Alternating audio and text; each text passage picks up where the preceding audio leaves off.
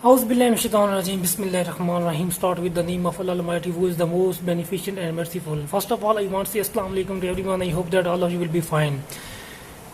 So, students, first of all, I want to say Assalamu alaikum to everyone. I hope that all of you will be fine. So, this is the first part of my video. In this video, we will discuss about the types of the reactions on the basis of the order. So, on the basis of the order, there are 4 types of the reactions. So first type is called the zero order reaction, second type is called the first order reaction, third type is called the second order reaction, and fourth type is called the third order reaction.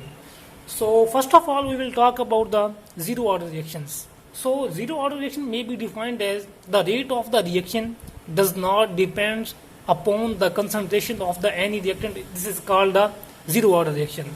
In a zero order reactions, the rate of the reaction does not depend upon the concentration of the any reactant, so the order of the reaction is 0.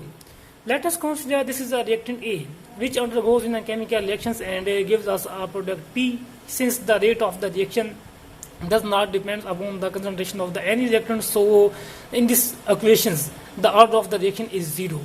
So in these equations, the exponent power of the concentration of A will be 0. It means that which is equal to 1. A raised to power 0 which is equal to 1. It is because the any number which contain a power 0 which is also always to equal to 1. Since this equation becomes the rate of the reaction dx over dt which is equal to k. So now we will talk about the first order reaction. So first order reaction is may be defined as the rate of the reaction depends upon the concentration of only one reactant is called the first order reaction. In a first order reaction, only one reactant is involved. So the rate of the reaction depends upon the concentration of that reactant.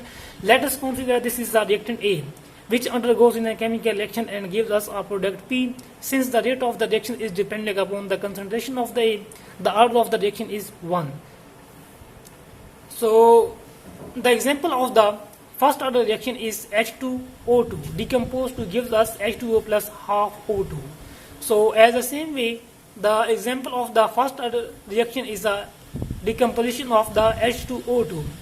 So as the same way, the example of the zero order reaction is given as 2Hi decomposed in the presence of tungsten gives us I2 plus H2. Now we will talk about the second order reaction. So second order reaction may be defined as the rate of the reactions depends upon the concentration of the two reactants. Let us consider there are two reactants A and B, which react with each other to give us product P. Since the rate of the reaction is depending upon the concentration of the A and the concentration of the B. Since the example of the second reaction is reversible decomposition of the hydrogen iodide when hydrogen iodide decomposed to give us H2 plus I2. Now we will talk about the third order reaction. So the third order reaction may be defined as the rate of the reaction depends upon the concentration of the three reactants. Let us consider there are three reactants A, B and C.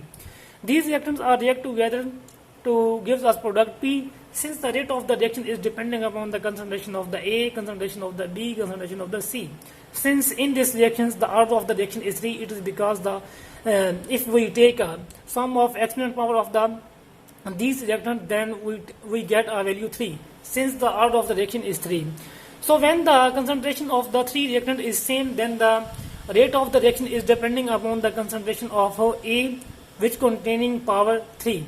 So example of the third order reaction is given as 2NO plus O2 gives us 2NO2.